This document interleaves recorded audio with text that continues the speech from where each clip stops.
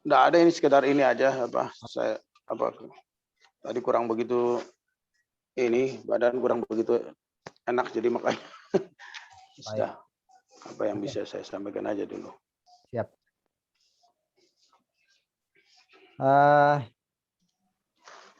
Oke. Bagaimana Ustaz Suparno? Silakan Ustaz, bisa di ini. Boleh. A'udzubillahi minasyaitonirrajim. Bismillahirrahmanirrahim. Alhamdulillahirabbil alamin wa bihi nasta'inu ala umuri dunya waddin. Wassalatu wassalamu ala asyrafil anbiya'i wal mursalin sayyidina wa maulana wa habibina wa syafi'ina bil qasim Mustafa Muhammad. Allahumma shalli ala Muhammad. Assalamualaikum warahmatullahi taala wabarakatuh. Rekan-rekan yang mengikuti kajian ini baik di Zoom maupun di Facebook, perkenankan saya untuk mengajak kita semua memanjatkan syukur kehadirat Allah Subhanahu wa taala dan menyampaikan selawat untuk Rasulullah Shallallahu alaihi wasallam. Doa selamat buat kita semua, mudah-mudahan di hari kemudian kita akan menjadi hamba-hamba Allah yang menerima syafaat dari Rasulullah Shallallahu alaihi wasallam. Sore ini adalah sesi terakhir dari short course kita tentang memahami secara komprehensif Al-Quran dalam pengertian studi tentang tafsir. Rekan sekalian, seperti kita ulas di awal bahwasanya kekeliruan dalam penukilan yang sering kita jumpai di dalam perbincangan kita sehari-hari baik melalui media maupun secara langsung itu kerap kali menimbulkan banyak hal, banyak masalah besar di dalam pergaulan kita di masyarakat. Karena itu menghadirkan studi tafsir ini menjadi sangat penting, paling tidak untuk membuka kesadaran kita bahwa setiap kali kita menukil pendapat-pendapat yang berkenaan dengan pengertian Al-Quran, hendaknya lah kita sedikit mau melihat pendapat para mufassir. Rekan sekalian, untuk sesi terakhir ini kita akan mencoba mengenal beberapa mufassir kontemporer. Dalam pengertian mungkin Ustadz Hashim yang akan menemani kita dalam kajian ini akan menyampaikan sosok-sosok atau tokoh-tokoh penafsir Al-Quran yang layak untuk kita rujuk pendapatnya tentang pengertian Al-Quran. Rekan sekalian, selama kira-kira setengah jam saja, Ustaz. Oh iya, enggak apa-apa. Justru itu saya lebih suka. Waktu kita memang sudah sangat mepet. Iya. Sekalian dalam waktu setengah jam ke depan kita akan bersama dengan Ustaz Hashim Adnan. Beliau adalah akademisi yang juga akrab dengan topik-topik tafsir Al-Quran. Karena itu beliau pada hari ini kita persilakan untuk menguraikan para mufassir yang direkomendasikan atau katakanlah menurut beliau lebih tepat untuk kita rujuk. Saya persilakan kepada Ustadz Hashim Adnan bihaqi Muhammad wa ali Muhammad. Allahumma shalli ala Muhammad wa ali Muhammad. Bismillahirrahmanirrahim. Halo, suara saya udah bisa didengar dengan baik? Oh, sudah bisa, Ustaz. Oke. Bismillahirrahmanirrahim. Assalamualaikum warahmatullahi wabarakatuh. Waalaikumsalam. Bismillahirrahmanirrahim. Alhamdulillahi rabbil alamin. Wa sallallahu ala Muhammadin wa alihi thayyibin at-tahirin. Wa immatil hudatil ma'sumin wa ashabihil mayamin.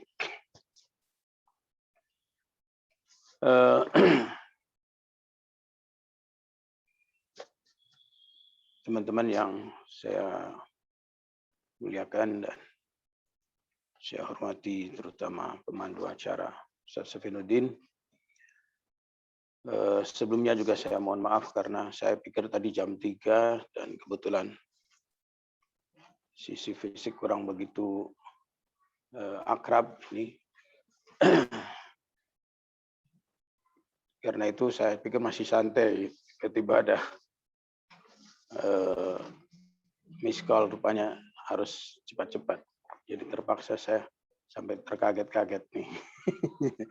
Alhamdulillah juga dapat kesempatannya cuman 30 menit, barangkali lebih bisa kurang juga ini. Lumayan juga ada alasan untuk mengurangi waktu. Terkait dengan pembicaraan kita berkenaan dengan mufassir kontemporer ya, itu cukup banyak sekali sebenarnya ya, baik dari kalangan tokoh-tokoh mufassir, kalau kita bicara dari sisi aliran atau aliran keilmuan atau aliran keagamaan, itu cukup banyak sekali. Aliran keilmuan barangkali juga ada yang dilihat dari sudut backgroundnya sebagai seorang filosof atau sebagai seorang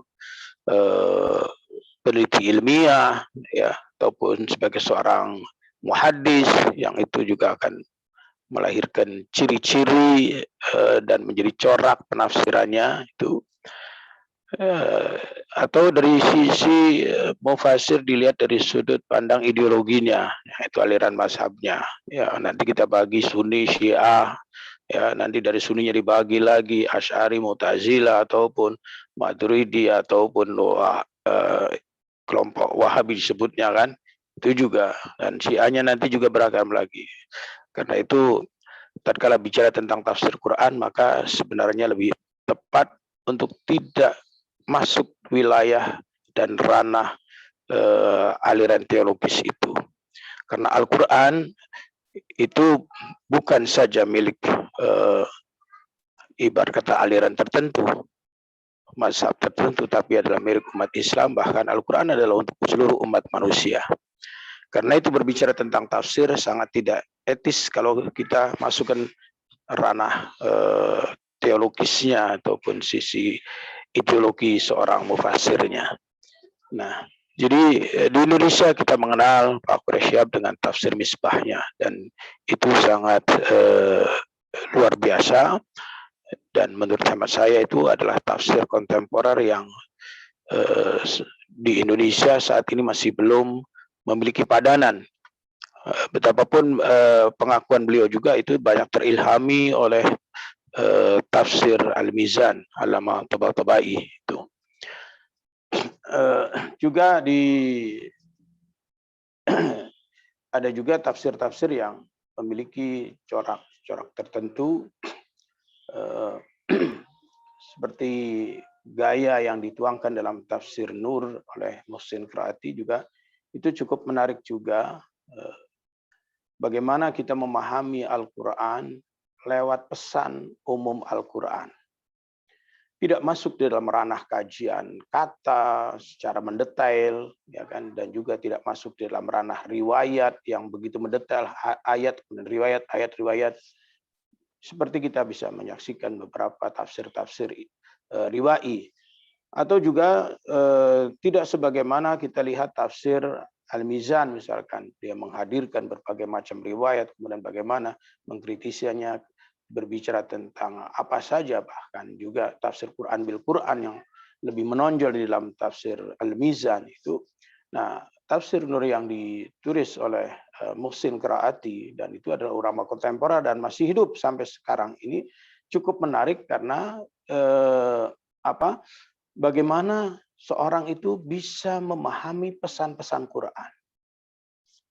Jadi meskipun seseorang itu tidak mengenali bahasa Arab secara utuh, ya, itu jadi pesan Al-Quran yang memiliki pesan universal, ya, universal, tidak terkait dengan orang yang bisa bahasa Arab atau tidak bisa bahasa Arab, tetapi dengan Al-Quran yang memiliki pesan moral universal. Tatkala diterjemahkan dengan baik dengan bahasa setiap kaumnya, misalkan bahasa Indonesia, maka seseorang itu begitu melihat terjemahan itu mampu menangkap pesan moral Al-Quran itu. Jadi Al-Quran hudal linnas dengan berbahasa Arab itu bukan berarti hudalinnas untuk masyarakat Arab, kan? Tapi untuk semua manusia. Nah, bagaimana pesan-pesan Al-Quran itu tatkala disampaikan pada satu masyarakat dengan bahasa yang bukan bahasa Quran atau bahasa Arabnya. Jadi sebenarnya kalau kita bicara tentang bahasa Al-Quran itu bukan berarti identik dengan bahasa Arabnya ya.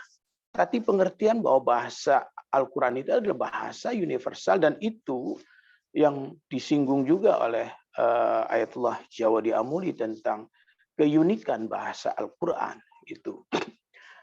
Tentunya bahwa di mana Al-Quran tatkala turun, di situ ada Nabi SAW yang berada di tengah-tengah umat tersebut berbahasa Arab, ya tentu sebagai media Nabi SAW untuk menyampaikan pesan-pesan ilahiyah kepada suatu kaum, tentu dengan menggunakan bahasa kaumnya pada saat itu. Tetapi dengan pesan Al-Quran itu bersifat universal, maka otomatis pesan yang universal itu tidak lantas kemudian dengan menggunakan bahasa letterlek umat di mana Al-Quran turun. Itu. Karena pesan moral ini adalah pesan kemanusiaan. Dan bahasa kemanusiaan itu ada pada setiap negara, ada pada setiap kaum itu. Nah, menarik dari tafsir Nur yang ditulis oleh Ayatullah Muhsin Qiraati itu artinya apa? Bagaimana mampu menangkap pesan-pesan moral itu. Ini cukup menarik, bahkan dari level tingkat anak-anak sampai kepada tingkat orang tua sekalipun mampu menangkap itu. Ini ciri khas daripada tafsir kontemporer Nur ya, kita katakan. Juga ada satu contoh saja, misalkan di dalam membahas tentang Bismillahirrahmanirrahim pada surat Al-Fatihah itu. Nah, bagaimana Ayatullah Muhsin Qiraati mampu menangkap pesan di dalam surat Al-Fatihah itu seperti apa? Dengan nama Allah yang Maha Pengasih lagi Maha Penyayang. Di sini mungkin kalau kita hanya melihat bahasa terjemah secara letterlek dengan nama Allah semata, maka artinya bahwa kita tatkala melakukan sesuatu harus dengan menyebut nama Allah. Tetapi begitu kita kupas, apa sih pesan moralnya dari surat Al-Fatihah atau dari Bismillahirrahmanirrahim itu? Ternyata di sana mampu menjelaskan akan hakikat tauhid manusia. Bahwa dengan Bismillah itu kenapa segala problem manusia kalau tidak ada Bismillah akan disebut bahwa abtar, berantakan. Nah, itu pengertian apa? Bahwa karena di situ sebagai milak ataupun tolak ukur ketauhidan seseorang. Maka dari itu apa? Bismillah tidak bisa kita terjemahkan dengan bahasa letterlek saja dengan nama Allah. Tetapi tatkala manusia melihat dirinya, apa sih yang dimaksud dengan nama Allah itu? Artinya apa? Bahwa kita tidak boleh melepaskan hubungan kita, eksistensi kita dengan Tuhan. Itu. Dan dengan nama Allah itu artinya apa? Bahwa kita sebenarnya tidak memiliki apapun.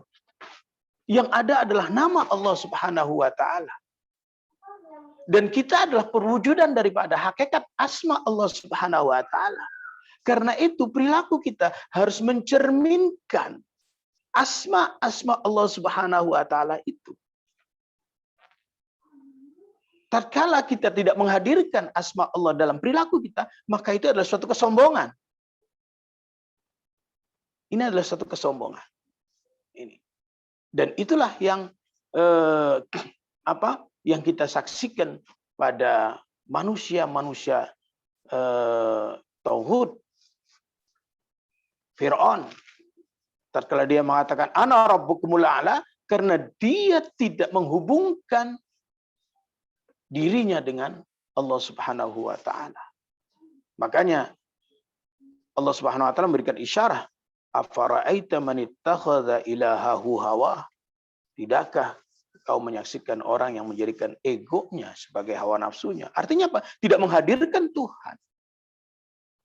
Dirinya telah menunjukkan bahwa dirinya sebagai Tuhan itu sendiri sebenarnya. Karena itu Bismillahirrahmanirrahim dalam pandangan Ayatullah Muhsin Qiraati itu mencerminkan hakikat tauhid di mana manusia di hadapan Tuhan tidak apa-apa. Bukan apa-apa. Di samping itu juga bahwa dengan nama Tuhan artinya apa? Bahwa segala bentuk usaha dan pekerjaan manusia apapun, kalau Tuhan hadir, maka pasti akan bisa menyelesaikan dengan baik. Di situ ada nilai keberkahan kalau kita bicara tentang sisi-sisi keberkahan.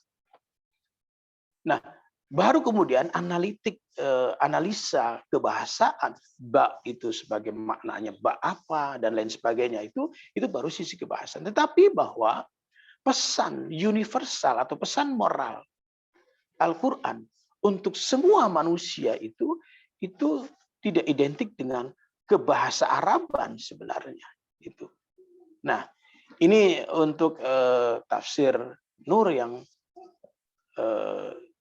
kalau bisa saya katakan yang saya rekomendasikan bahwa itu sebagai tafsir kontemporer yang punya ciri dan corak tersendiri dan punya gaya tersendiri di dalam menyampaikan pesan-pesan Al-Quran itu.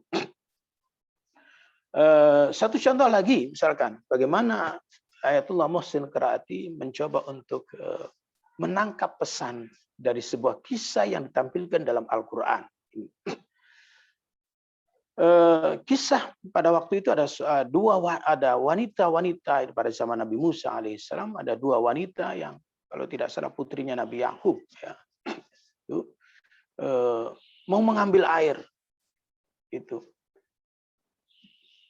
Karena di sana itu banyak orang-orang para lelaki-lelaki yang lagi sibuk mengambil air biasanya tidak mempedulikan wanita. Maka Nabi Musa alaihissalam begitu menyaksikan ada wanita yang teraniaya seperti ini, kemudian membantunya mengambilkan air itu. Setelah mengambilkan air itu, kemudian wanita ini disuruh pulang dan Nabi Musa pun berjalan. Dan kemudian apa? Nabi Musa dipanggil. Ya, dipanggil oleh ayahnya, seorang nabi juga. Saya lupa Nabi Yakub apa Nabi Syuaib. Kemudian apa? Setelah dipanggil, baru kemudian Nabi Musa, wanita itu berjalan duluan, kemudian Nabi Musa belakangan. Kemudian kata Nabi Musa, wahai wanita, aku yang lebih dahulu, engkau di belakang saya. Singkat cerita setelah sampai di rumah di sana, karena kata anaknya itu, ya wahai ayahku, alangkah baiknya upah yang harus dikasihkan kepada dia itu adalah inna khairu man ista'jarta al-qawiyul amin, yang kuat dan yang terpercaya. Dari kisah ini kemudian Ayatullah Muhsin Qiraati menangkap pesan bahwa sebenarnya itu isyarah bahwa seorang perempuan ingin dinikahkan kepada seorang laki-laki yang seperti ini. Dan tidak buruk kalau seorang wanita melamar seorang laki-laki yang memang sudah memiliki kecocokan dan kalau bahasa ininya kan kafaah ya, kufu itu. Nah, ternyata kalau kita lihat di Indonesia itu ada juga adat-adat seorang laki-laki dipinang oleh wanita. Di daerah mana, Padang atau mana itu kan? Itu. Nah, pesan itu ternyata bahwa tidak jelek seorang wanita kemudian melamar seorang laki-laki. Itu. Kalau memang memiliki dan sudah mendapatkan pasangan yang memang sudah sesuai itu. Kemudian seorang ayah bertanya lagi, dari mana tahu bahwa Anda ini wanita ini, anak-anakku ini, wanita-wanita ini, bahwa dia adalah seorang yang kuat dan seorang yang terpercaya lagi yang paling penting. Pertemuan baru sekali saja kok sudah bisa menangkap kesimpulan bahwa orang ini atau laki-laki ini sebagai seorang laki-laki yang terpercaya. Nah, kata wanita itu mengatakan apa? Saya bisa menangkap bahwa dia adalah orang yang terpercaya dan dia adalah orang yang kuat. Itu karena apa? Dia mampu menyingkirkan seorang laki-laki yang tidak mau mengindahkan keadaan wanita yang lemah.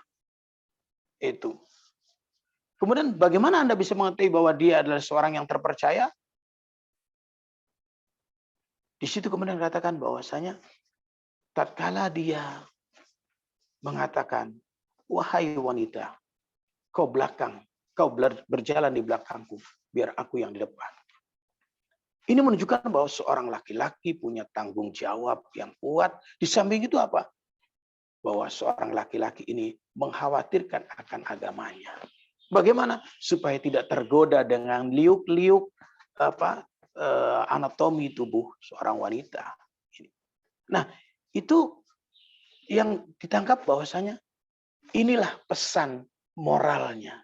Bahwa seorang wanita apabila melihat seorang laki-laki yang memang memiliki kelayakan secara agama, secara mungkin juga kafa'ah secara umum, maka tidak jelek apabila dia bisa melamar dirinya, ya, melamar. Itu. Kemudian al-qawi, yang kuat. Itu yang kuat bukan berarti harus fisik, kata dia. Kuat keilmuannya. Bahkan tidak jelek juga kalau memang yang kuat dimaksud adalah dari sisi materinya. Tapi apa? Yang paling penting adalah al-aminnya, bukan kuatnya. Nah ini. Nah itu artinya apa? Bahwa keterpercayaan al-amanah itu adalah mensukseskan segala problem dan segala permasalahan. Apabila tidak ada amanat pada seseorang, maka jabatan apapun pasti akan rusak. Dia menjadi seorang pegawai, dia menjadi seorang pejabat, dia menjadi sebagai seorang kepala rumah tangga pun akan bermasalah. Nah, ini adalah pesan moral ini. Makanya diterjemahkan oleh Al-Huda kan tafsir anak muda ya. Itu ada tafsir anak muda. Mudah-mudahan Ustaz Safinuddin membuat tafsir remaja nanti atau tafsir tafsir TK, nanti ada tafsir nenek-nenek, kakek-kakek. Itu. Nah, ini menarik yang saya baca ya dari tafsir Nur yang ditulis oleh Ayatullah Muhsin Qiraati. Nah, kira-kira sudah setengah jam, Ustaz.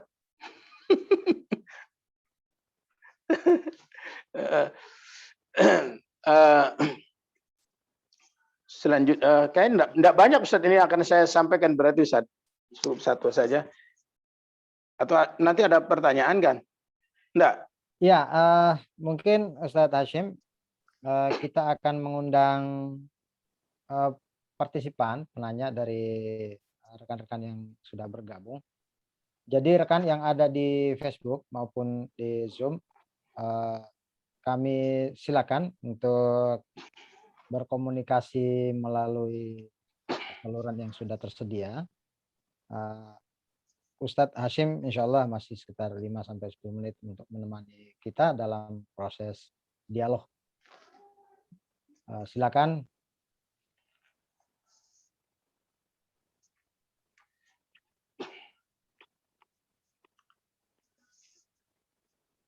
Ada soal yang mau saya bacakan, Ustadz? Ya. Sebentar.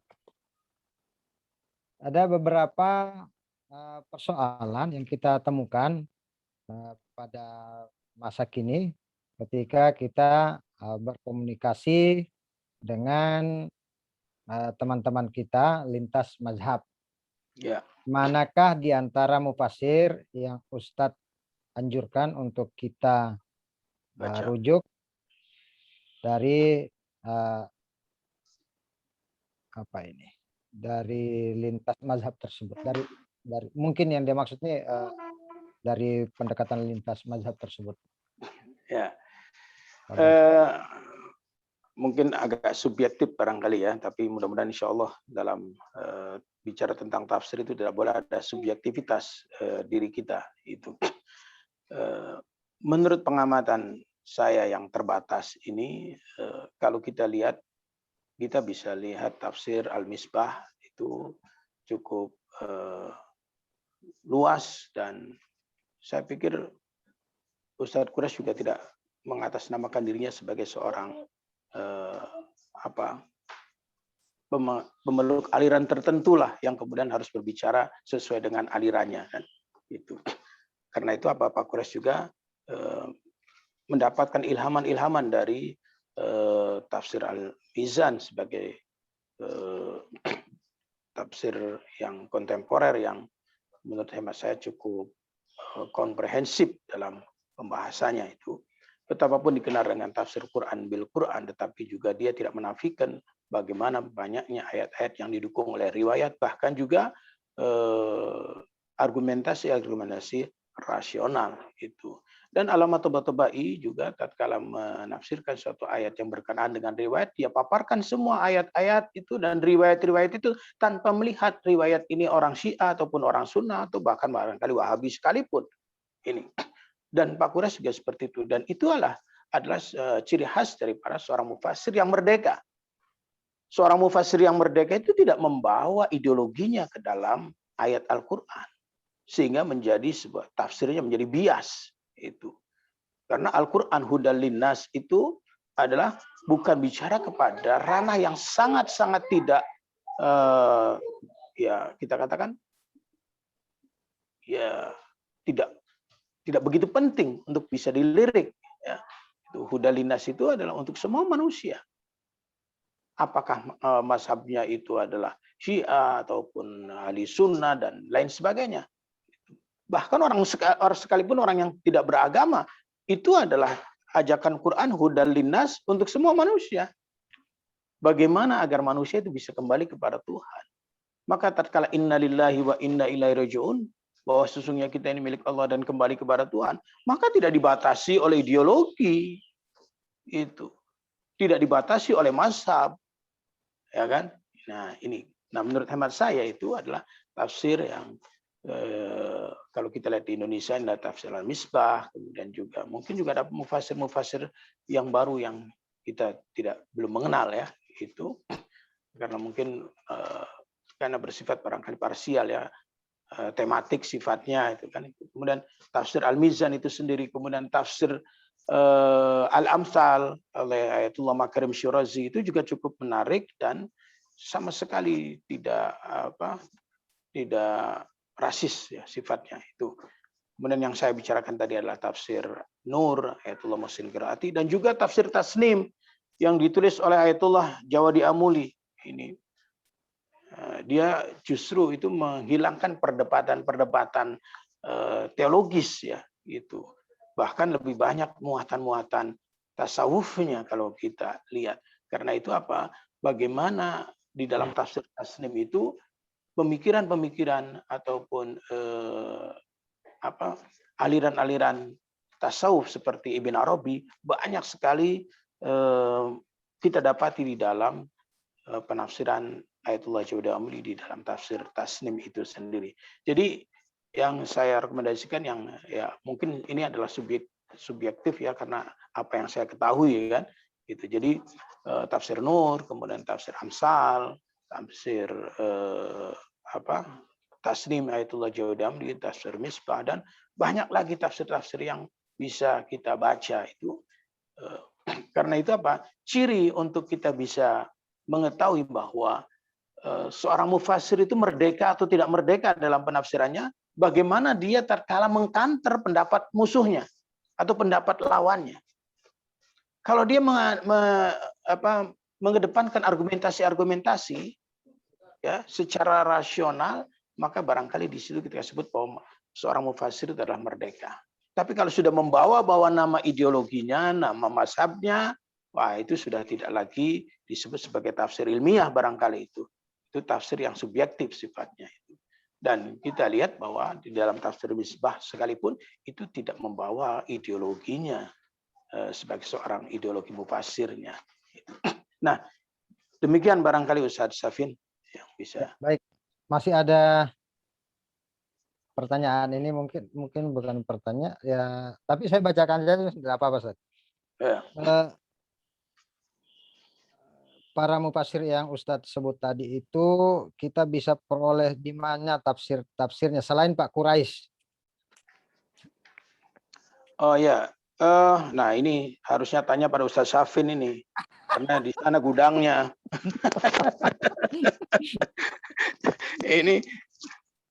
yang penanya saya harapkan untuk bisa menjadi wakil daripada para peserta yang lain untuk bisa mendapatkan hadiah dari Ustaz Syafin ini. Itu karena jadi harus gudangnya itu di sana dan di ICC kan termasuk juga menerbitkan buku-buku dan tafsir-tafsir ya kan itu. Nah, itu barangkali teman yang bertanya bisa mendapatkan buku secara gratis oleh ke Ustaz Syafin ini.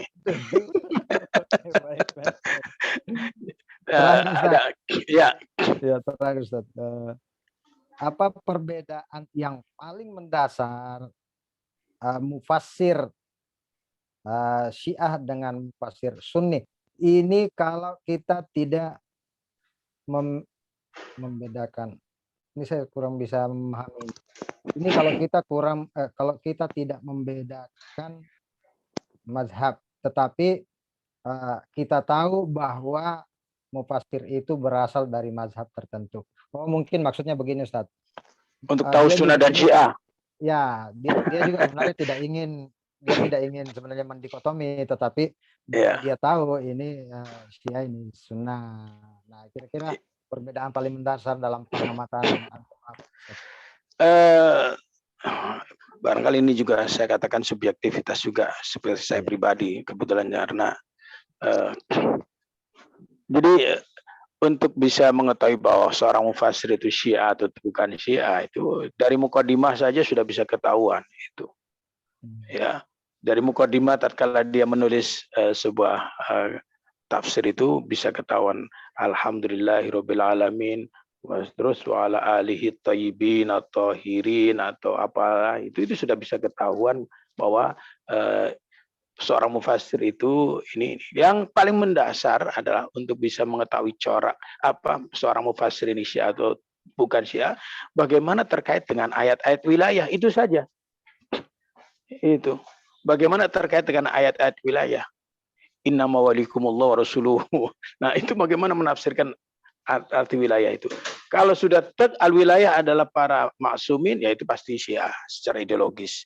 Betapapun dibangun dengan argumentasi rasional dan argumentasi riwai dari kalangan Sunnah dan Syiah sekalipun.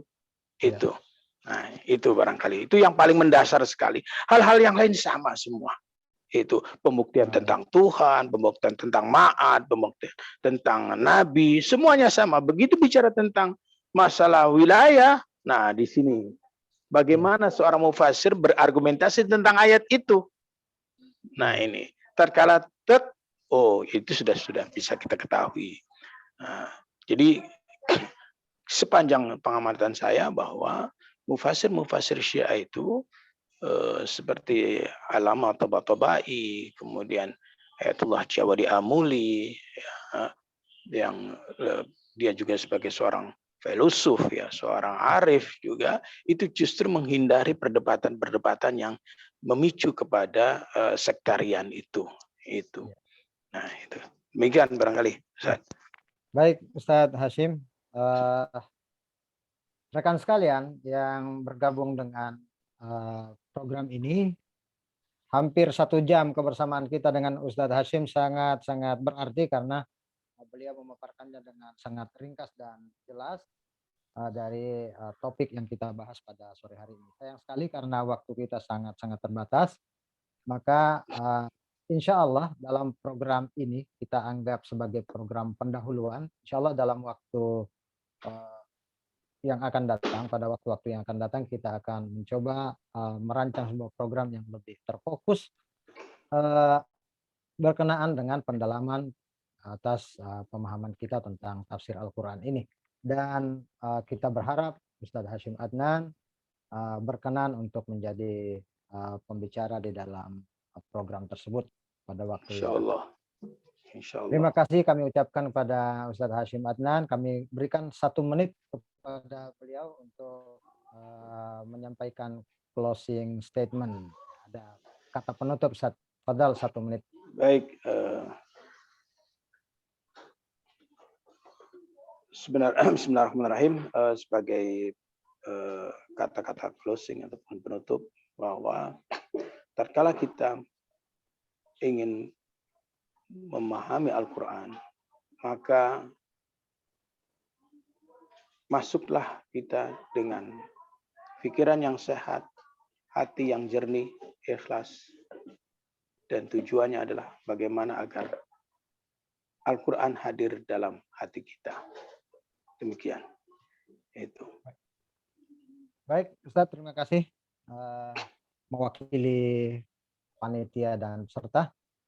Sekali lagi mengucapkan terima kasih dan mohon maaf bila mana ada hal-hal yang kurang berkenan di hati Ustadz Hashim. Kami akhiri dengan ucapan doa kepada Allah SWT. Semoga semua asatid yang ikut mengajar di dalam program kita ini dari awal sampai akhir, kesehatan dan kemuliaan di dalam bulan Ramadan. Amin ya rabbal alamin. Billahi taufiq wal hidayah. Assalamualaikum warahmatullahi wabarakatuh. Waalaikumsalam warahmatullahi wabarakatuh.